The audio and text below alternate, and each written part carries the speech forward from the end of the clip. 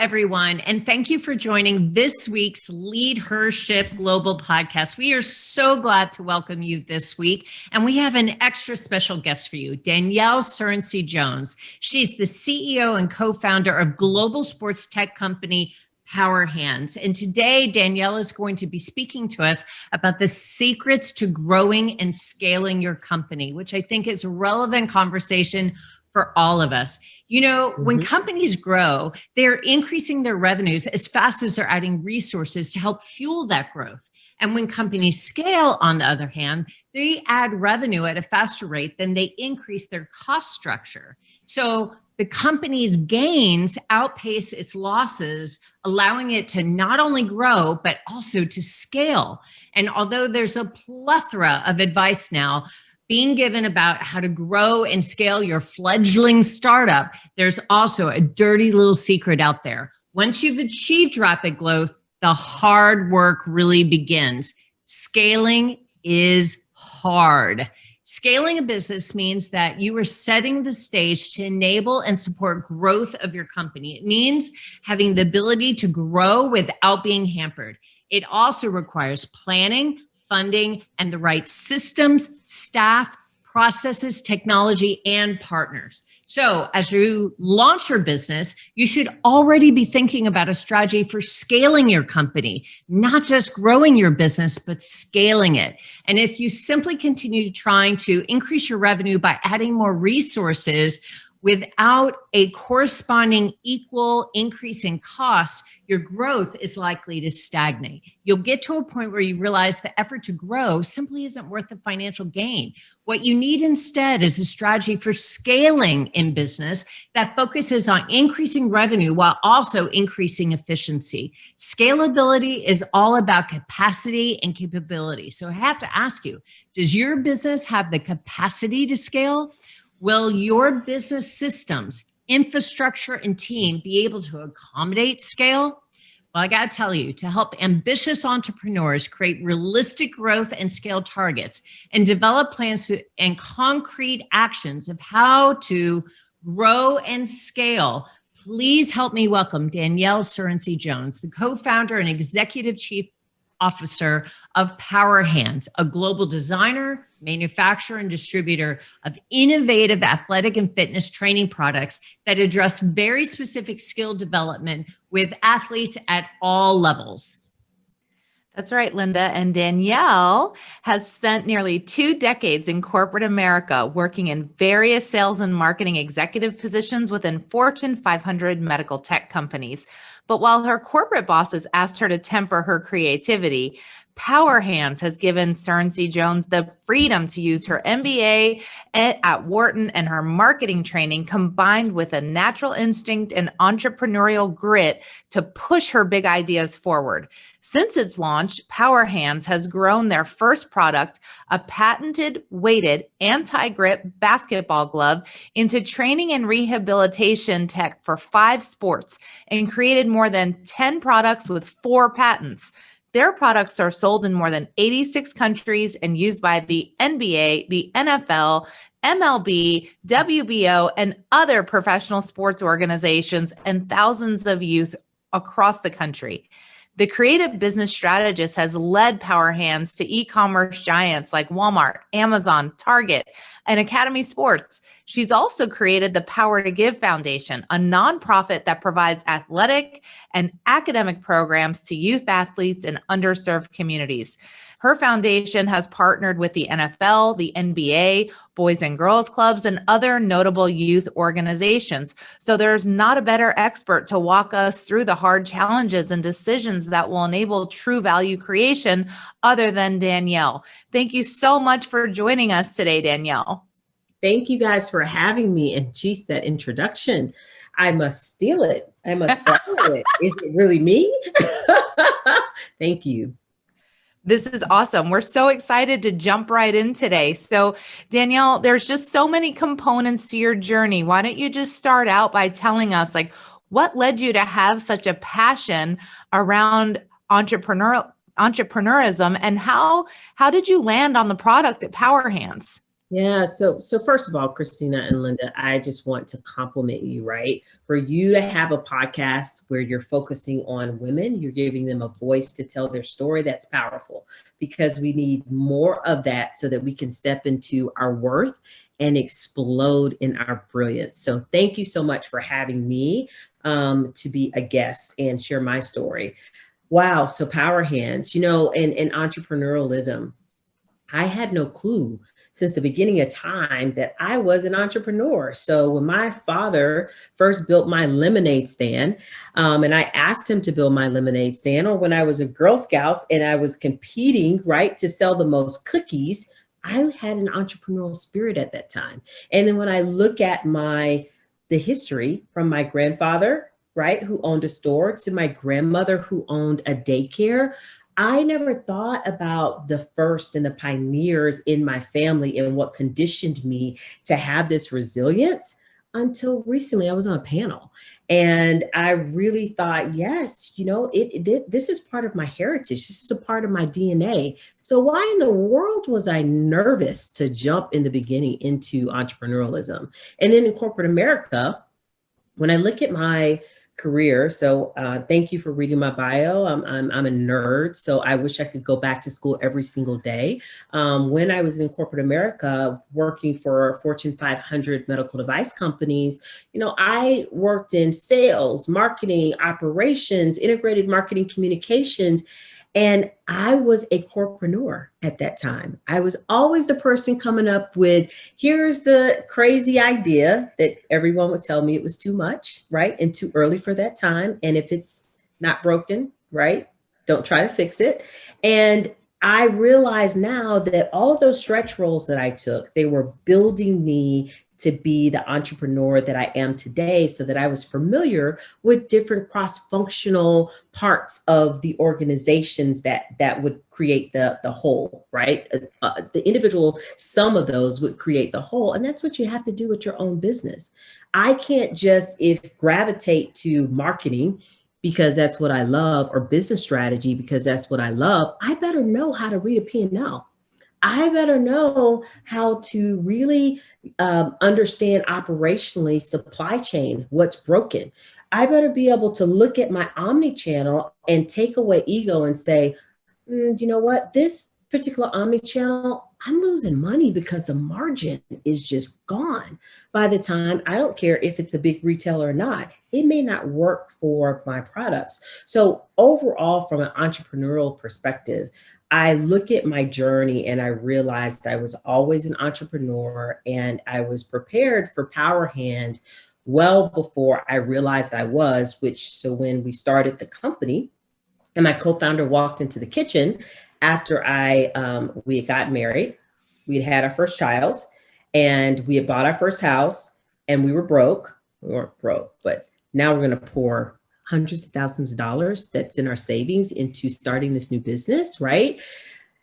Wow, it was a lot. But when he explained to me that from a scientific perspective, right, that you got a basketball athlete and we're trying to take this basketball athlete from this level to this level, and the MacGyver, right, that he was using at the time was gardening gloves and ankle weights.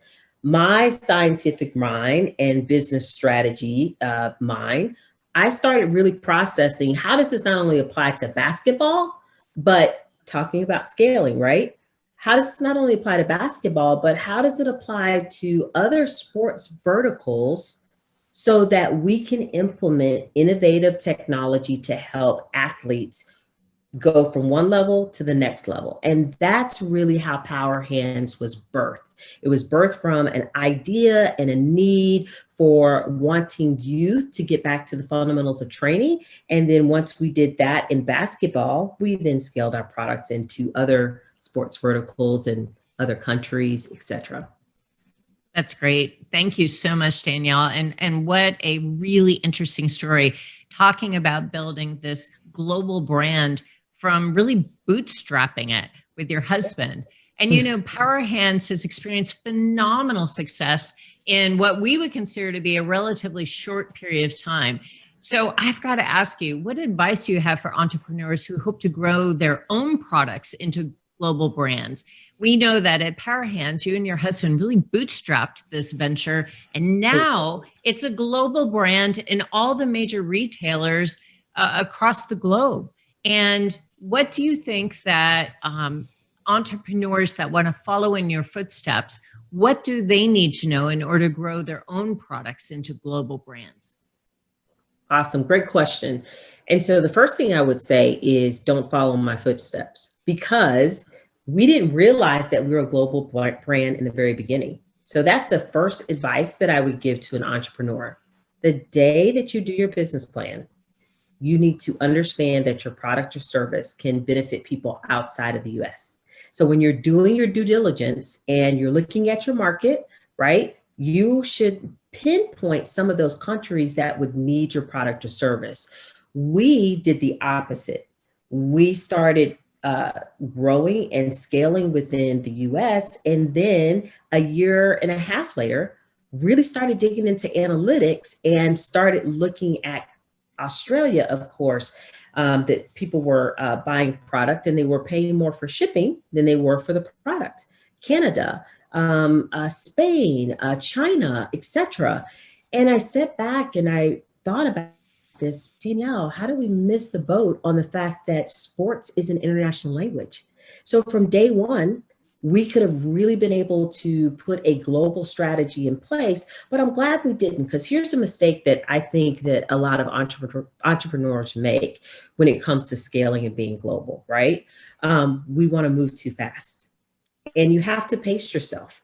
You really have to get your core business stable, right? And your cash flow stable before you start scaling.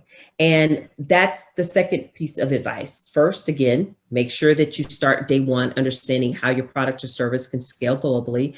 And two, don't scale too fast. Don't rush to do it. Do it in the right time when you're absolutely stable. And the third piece of advice is selling in another country, it's a lot of logistics. So you have to make sure that you understand how you sell into that country, what are the regulations in selling to that country? Should you get a partner that's already familiar, which is what we've done, and they will help you knock down a lot of those barriers that you would have to deal with yourself, and it would take you a longer time to understand and deal with those. So really understanding the logistics and who your partner could be in that country to carry and distribute your product is very important. I love that you mentioned the mistakes early on. And we all know that sometimes with startups, mistakes can lead to failure. So, and we've heard the statistics that, 1 in 8 small businesses will fail. And so, Danyel, how would you say from your perspective that you would go about de-risking yourself as a small startup? Yeah, so that statistic is very interesting about, 8 out of 10 businesses will fail. And when we look at COVID, right, so many businesses had to close their door. And so you would automatically make the assumption that they did not de-risk themselves. Well, as a small startup, right, de-risking yourself really starts with your mindset. I don't think it's a formula other than your brain. Because what it takes to be an entrepreneur and to sustain and then scale in this business is a resilience to get past all of the no's, a resilience to get past all of the hard times, because, you have not heard a Fortune 500 company, some of the greats, they talk about failing, they talk about bankruptcy, they talk about the fact that their co-founder left them, right? Or they left the company and then came back. There are so many things that you don't anticipate along the way. You can never really de-risk yourself. So you have to have a resilient mind during those times when you doubt yourself, because there's no formula to de-risk yourself. But what I will say is there's a couple of different components that will help you, right? It's like building a house. If you have a very solid foundation, if you have that in place, then 9 times out of 10, right, you're not going to have any type of issues, of course, in your flooring or soil issues, etc. So And as you can see, I'm using an analogy that I should have used something else because I really don't even know about building a house. So I'm going to say building a business, right? The first thing is business plan.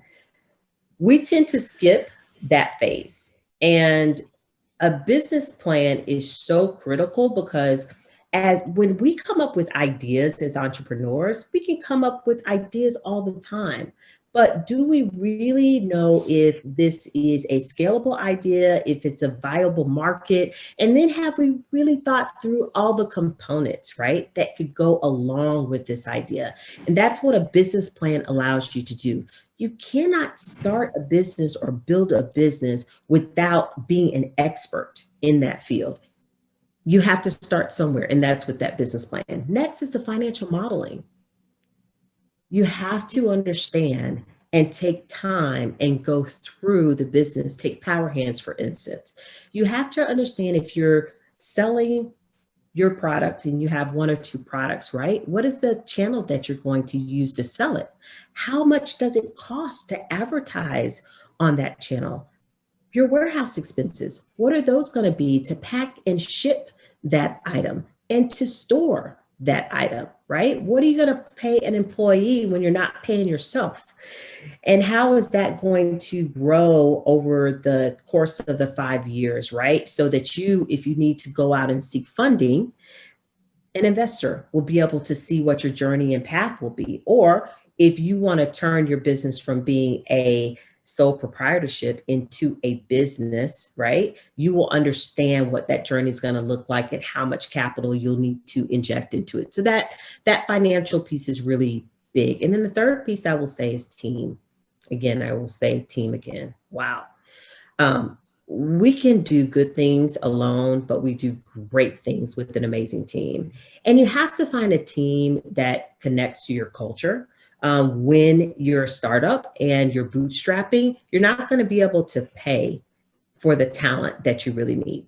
So let's just be very transparent about that. And you're going to go through those cycles where you will probably get frustrated because the talent that you have, that's what you can afford at the time. And you have to give them grace because that's what you can afford at the time. And there's some development areas that are happening in order to reach a certain point where then you can have more cash and more revenue, and you can then fund another FTE, full-time employee, right? Or a part-time employee, or looking at going to an agency. But the human capital that helps you, I cannot stress the importance. That piece is so huge. And that's just not the people that work directly for you, that's your advisors as well as your board of directors. Yeah, that's such great advice, Danyel. And, I would even suggest that your team extends beyond your employees to include your partners as part of your team. And Absolutely. Thinking through, your vendors, your suppliers, all the people that you're doing business with as part of your team. And you talked a little bit about some of the mistakes that you made early on. One of the common one is not creating a business plan. What do you think are some of the other common mistakes that entrepreneurs make when they're growing and scaling their business? And how did you avoid those pitfalls at POWERHANDZ, or did you experience them firsthand? It's interesting to learn from other people's mistakes, and it'd be interesting to see what you think some of the most common mistakes are that entrepreneurs make. I definitely learned firsthand. Right. And I'm always very transparent about that. And I'm still learning firsthand. But, I think we talked about the word misstep. And I really like that word because misstep puts you in the mind frame of something that you've done wrong. But I'm not afraid of a misstep. I'm not afraid of falling down. I'm not afraid of a failure. I'm afraid of not moving forward and trying. I'm afraid of not stepping into my purpose, right? So if I have a misstep, I'm going to learn more from that misstep versus not having one. And so that's the first thing that I want entrepreneurs to really understand. You're going to experience so many failures throughout building this business. So have an expectation for that. And so if you have an expectation for that and you're a leader and you're a CEO, it's not about title, it's about behavior. So that means your behavior, because you expect it, you're then going to be able to maneuver and grow from it. And it's going to make you so much better. So that's the misstep piece. I think that core is very important for you to grasp. And then, some common mistakes that I think that, entrepreneurs make is, they're just, it's a difference between having an idea and being creative and building a business. And so the not being aware of what it takes in order to build a business is an absolute misstep. So, and it's something that entrepreneurs, because again, if you're on the creative side, all you want to do is see that idea go from this stage to launching, but you really don't know how to connect it in between. And then the second part of that misstep is you don't know who to connect with from a resource standpoint to get it done. The third misstep is you don't even know where to go from a funding perspective to get it done. Do I look at my friends and family? Do I bootstrap and have my own cash? Do I do a small safe note? Do I do a seed round? What is that? When does that happen? Like all of these things are just, something that you need to learn. So that's why I go back to your team and your advisory board. So if I'm going to start a company that builds lights, well, I better go find someone that's built a light before and that's made money and sold his company and exited and put him on my board. So really think, which is my last advice, really think about what is your end game day one. And once you understand what your end game is, then you build your framework and your foundation around that end game.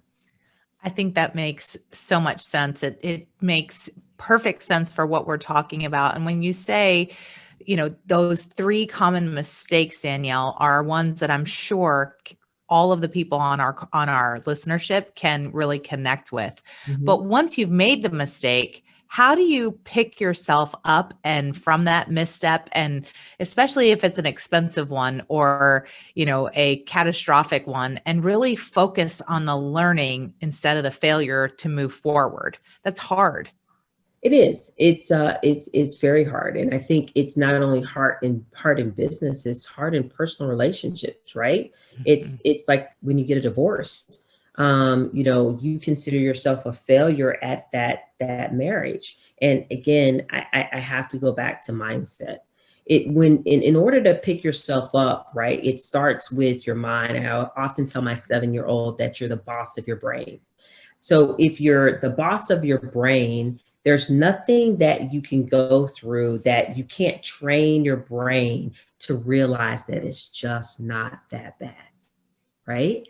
Your heart may feel that it's bad. Your disappointment may feel that it's bad, but it's really not. Tomorrow you have another opportunity to absolutely move forward. So I feel that is the key. Entrepreneurs, and that's why you hear entrepreneurs are crazy enough, right, to think that they can change the world, because you really have to be that crazy. You really have to think that you can walk up to get your resource who's a CEO and there is 100 security guards that are right there and they're going to see you. They're going to love your idea and they're going to help you build that plan. You have to have that mindset. Whether you can do it or not, you have to have that mindset. So when it comes to recovering from a misstep, you have to look at it as that's the gravy. That is what's going to absolutely keep you learning, keep you earning, and then keep you returning. That's such a great, memorable line. That's gold right there. Thank you so much for that. From Nancy Lieberman, but go ahead. It's great. So I love Nancy, it. One of the other memorable lines that you've offered, Danyel, is that you've often noted that a key to your success is meeting problems with solutions, not ego. And I love that. You meet problems with solutions, not ego. Mm-hmm. And so like many founders, you've had to adjust your business strategy as you've grown and scaled. You have met your problems with solutions, not ego. So tell us how you've pivoted your business strategy, but remained true to your vision. Yeah. So, wow. So vision is really about understanding your value. And, as a small, hyper growth Black owned business, we truly understand our value. Why? Because we have listened to our customers' voice. And our customers have told us what our value is. So when it comes to pivots and being able to stay close to our vision, and wow, 2020 really challenged us on that. And it really allowed us to either realize what our strengths were or truly realize what the gaps and development areas were within the company. So I would say some of the pivots that were critical for us is, we are an e-com company with a mix in retail.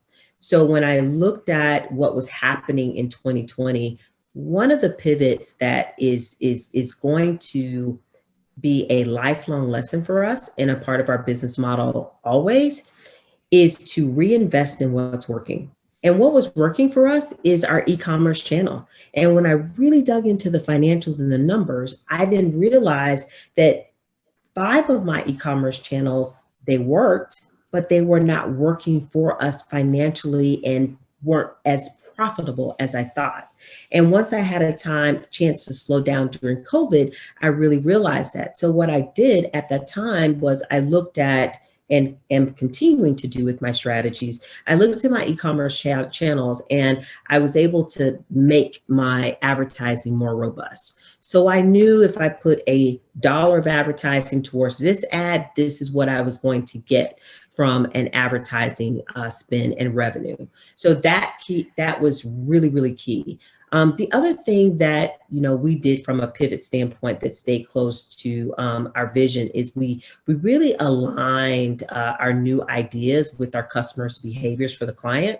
So I'm not gonna, if people doing COVID, right? If kids can't go to school to work out, if people aren't able to go to gyms, I'm not gonna show an ad that shows people in a gym. I'm not gonna show an ad that shows kids out on the field with their coach. No, I'm going to now help you understand you have to train inside.